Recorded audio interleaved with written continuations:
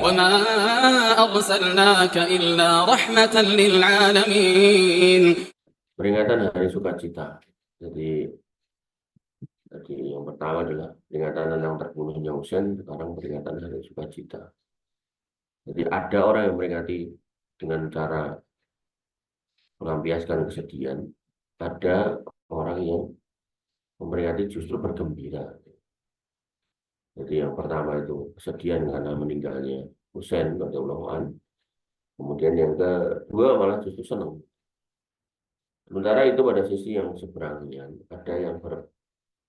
ada juga pengamalan yang keliru terkait dengan Asyura, yaitu dengan menganggapnya sebagai hari sukacita. Di antara bentuknya adalah menghidangkan makanan melebihi hari-hari biasanya, berpakaian baru, dan belanja untuk kebutuhan setahun pada hari itu. Jadi ada orang yang merayakan dengan kesedihan, ada yang merayakan dengan sukacita. Ini dua-duanya keliru. Hal ini juga merupakan bentuk tindakan yang tidak ada dalilnya dalam ajaran Islam. Jika dirunut ke belakang, sumbernya ternyata juga berawal dari fitnah yang terjadi di masa terbunuhnya Husain, di mana berhadapan dengan orang-orang Syiah yang mengagungkan Ahlul Bait hingga melampaui batas. Maka ada sekelompok orang yang dikenal dengan istilah An-Nawasib. Mereka adalah orang-orang yang membenci Ahlul Bait yang bersumber dari pemikiran orang-orang Khawarij. Jadi orang yang berlebihan dalam mencintai Ahlul Bait itulah orang-orang Syiah. Kemudian ada orang yang membenci Ahlul Bait, yaitu An-Nawasib. Nah, An-Nawasib ini akarnya adalah Khawarij. Maka terbunuhnya Husain radhiyallahu anhu mereka sambut dengan yang gembira hingga kemudian dikenal dengan Yaumul Farh, hari kegembiraan, sebagai lawan dari Yaumul Husni, hari berkabung yang dilakukan oleh orang Syiah. Keyakinan seperti ini juga jelas tidak dibenarkan dalam Islam karena tidak ada satu dalil pun yang melandasi ajaran tersebut. Jadi intinya ini. Jadi kamu kalau mau ngeklaim suatu perbuatan itu baik, pastikan ada dalilnya. Ya, kamu mau ikut ormas apapun gitu, jangan sekali-kali taklid unta. Maksudnya itu begitu kamu di situ, kamu lihat itu. Ini gurumu yang di sini ngajarinya pakai apa? Kalau cuman askoli ina rahmatan ya lah, terus Bu Eloni gitu kan, nah itu ya Allah, hati-hati kamu terjerumus di neraka. Ya. Yang benar dalam masalah ini adalah sikap wasatiyah pertengahan. Kita diperintahkan untuk memuliakan mencintai Ahlul Bait dan tidak diperbolehkan membenci musuhnya. Namun tidak boleh juga memujanya berlebihan sampai batas-batas yang telah ditentukan syariat. Gampangnya gini. Sekarang di Indonesia banyak orang ngaku Habib gitu kan. Ketika mereka mengaku Habib, kita terima pengakuannya kalau mereka itu Habib. Karena kita nggak bisa membuktikan kalau mereka bukan Habib gitu kan. Nah, kita terima.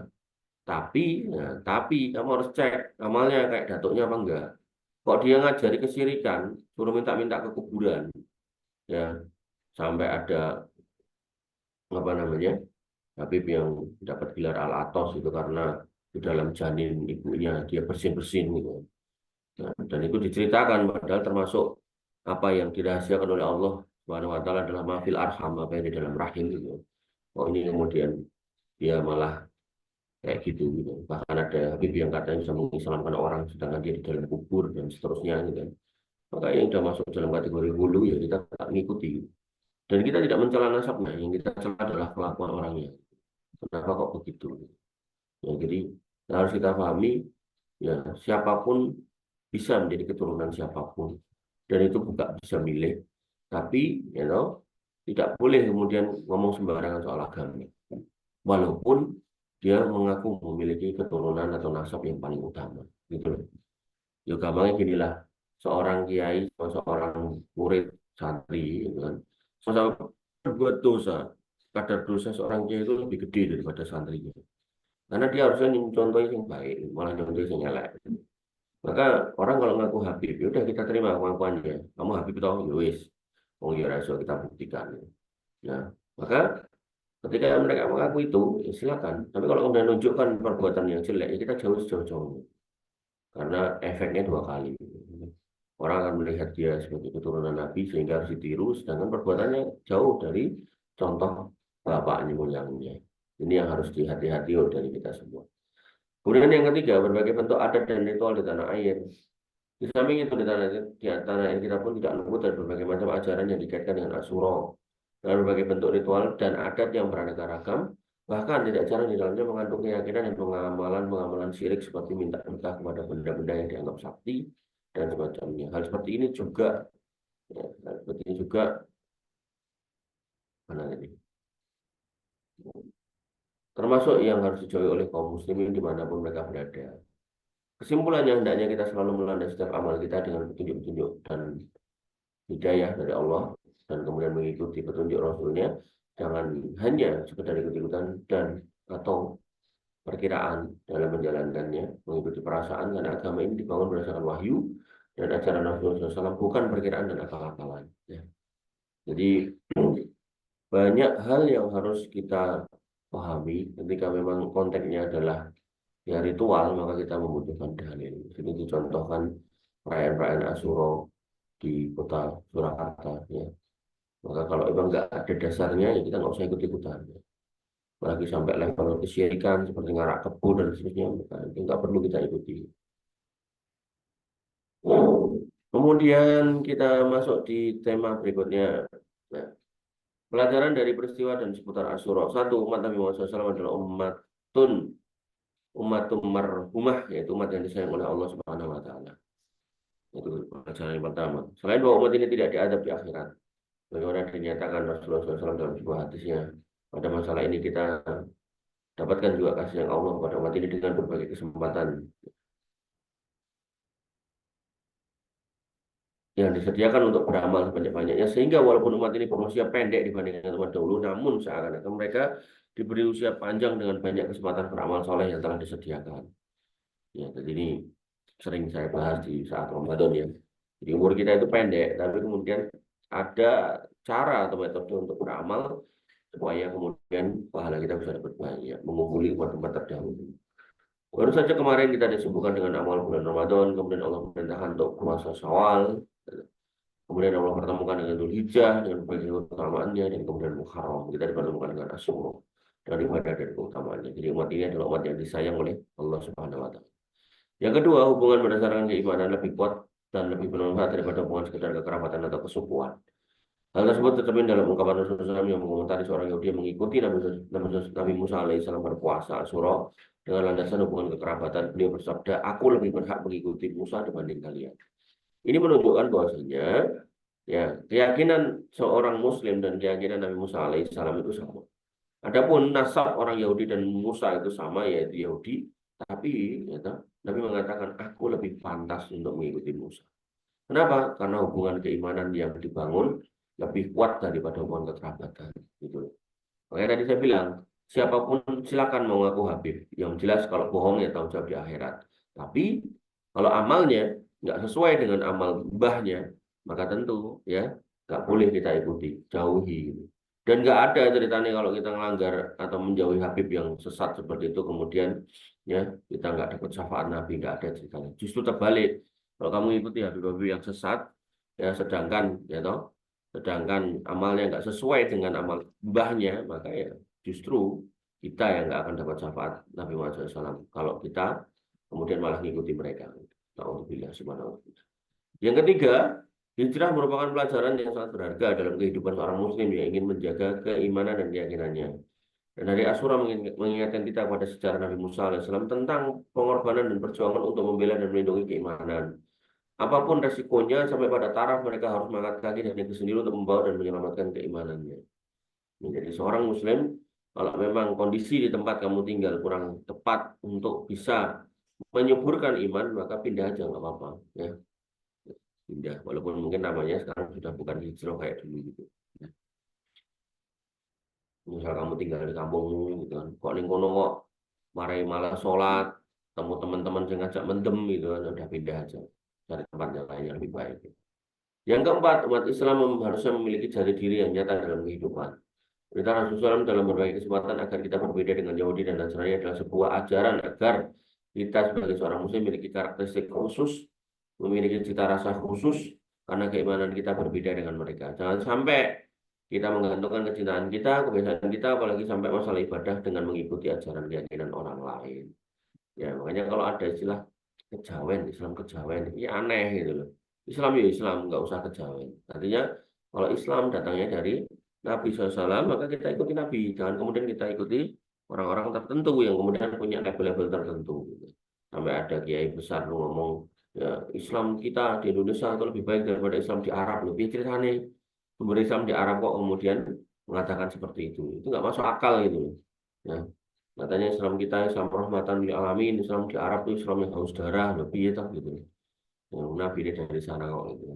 Ya, maka aneh gitu loh, selevel orang-orang besar seperti itu ngomong seperti itu tuh sebuah keanehan gitu. Maka harus hati-hati sekali lagi. Ya. Kemudian yang kelima, pentingnya melakukan tabayun, pengecekan dalam berbagai hal untuk menyatakan sikap yang tegas untuk mengatasinya. Ketika Rasulullah melihat kaum Yahudi puasa pada 10 Muharram, beliau bertanya dulu tentang alasan kenapa kamu puasa, baru setelah itu beliau menyikapinya. Dan sikap Nabi SAW untuk juga puasa bukan berarti melu-melu, bukan. Karena beliau lebih berhak Musa alaihissalam daripada orang Yahudi. Gitu loh. Jadi sesuatu yang baik itu bukan berarti melu-melu. Contoh ini, contoh ya. Kalau ada orang Yahudi jenggotan, orang Islam jenggotan, bukan berarti orang Islam mengikuti Yahudi, bukan. Justru ya ajaran jenggotan itu adalah ajaran Islam. Kalau ada orang Nasrani sunat, kemudian orang Islam ya sunat, bukan berarti Islam mengikuti orang Nasrani, bukan. Justru sunat itu ajaran Islam. Mereka ngikut-ikut kita, gitu. Nah, tapi kan mereka datang lebih dulu ya sudah, berarti dia berpegang pada ajaran yang benar, gitu. Ya, kalau ada orang Yahudi mengharapkan babi, kita mengharapkan babi, bukan berarti kita ngikuti orang Yahudi, bukan. Karena itu adalah ajaran yang memang datang dari Allah Subhanahu Wa Taala yang terus-menerus turun-temurun gitu loh. Nah, kalau orang Nasrani malah makan babi, ya itulah kesalahan mereka. Kenapa kok tidak sinkron dari Yahudi, Nasrani kemudian Islam, tapi dia bedal dewi gitu. Makanya itu yang disebut sebagai Wailil maghdubi alaihim waladdallin gitu. Itu dua orang itu ya, dua kelompok itu. Kemudian yang keenam, ibadah merupakan realisasi syukur yang paling nyata kepada Allah Subhanahu Wa Taala. Jadi kalau kita itu pengen bersyukur ya banyak-banyak ibadah. Kalau kita dikasih banyak nikmat, mereka banyak gunakan untuk ibadah. Maka selamatnya Nabi Musa alaihissalam dari kerajaan Fir'aun disikapi dengan beribadah puasa sebagai rasa syukur kepada Allah Subhanahu Wa Taala, bukan dengan pesta pora, kemaksiatan dan seterusnya. Makanya bentuk syukurnya adalah puasa, bukan dengan melampaui batas dalam kesedihan atau melampaui batas dalam sukacita. Dua-duanya salah. Dengan ibadah yaitu puasa. Ya, makanya Nabi SAW dalam satu kesempatan pernah mengatakan bahwasanya tentang puasa Senin Kemis karena aku dilahirkan pada hari Senin. Ini bukan berarti itu dalam rangka untuk merayakan kelahiran Nabi, bukan. Gitu. Atau kemudian ada sebagian orang yang gulu. Ya, pokoknya piye caranya aku pengen ngerayak gitu. Nah, terus caranya piye ngenek ke acara ini lho. Nabi wira tahu gitu kan. Nah, kemudian kenapa kita harus melakukan gitu. Artinya kalau kita pengen nyontoh Nabi, ya cukupkan dengan puasa Senin Kemis. Artinya kalau kamu cinta dengan Nabi dan katanya mau merayakan kelahiran, mau dipaksa harus pakai kata-kata itu gitu loh. Ya paling enggak ya, puasa aja lah, gitu. Itu udah cukup gitu. Dan itu udah dicontohkan Nabi SAW. Jadi nggak usah kemana-mana, nggak usah sampai pada level-level yang hulu gitu loh. Ya. Makanya dalam kasus Asyura kan sama. Matinya atau meninggalnya Imam Hussein, ya ada orang yang melampaui batas dalam kesedihan, ada orang yang berlebihan dalam sukacita. Dua-duanya salah. Yang benar apa? Puasa. Tapi Nabi pun puasa juga bukan karena Imam Hussein meninggal, karena Nabi puasa karena Musa diselamatkan dari Fir'aun oleh Allah Subhanahu Wa Taala. Ya. Jadi nggak ada kaitannya dengan Hussein sekali malahan puasa itu. Kemudian yang ketujuh, Islam selalu menuntut umatnya berada dalam posisi tengah-tengah, tentu dengan bimbingan dan landasan syariat, ya tidak bersifat ifrat berlebihan dan juga tafrid sembrono, sakar dewi. Menjadikan hari Asyura sebagai hari kesedihan satu pihak, sementara pihak lain menjadikan sebagai hari sukacita adalah fenomena ifrat wa tafrid, berlebihan dan sembrono. Kemudian yang kedelapan, menolak kemungkaran tidak dibenarkan jika dilakukan dengan kemungkaran yang lain. Penolakan kaum Nawasib yang membenci Ahlul Bait yang bersukacita pada hari kematian Husain sebagai penolakan terhadap kebatilan Syiah yang mengeksploitasi kesedihan pada hari yang sama adalah langkah yang tidak disetujui oleh para ulama. Jadi bukan berarti nek wong Syiah sedih, aku tak seneng-seneng itu tidak bisa kayak gitu ya. Maka yang harus kita pahami adalah bagaimana kemudian Islam tetap ada di tengah dengan ciri khasnya sendiri.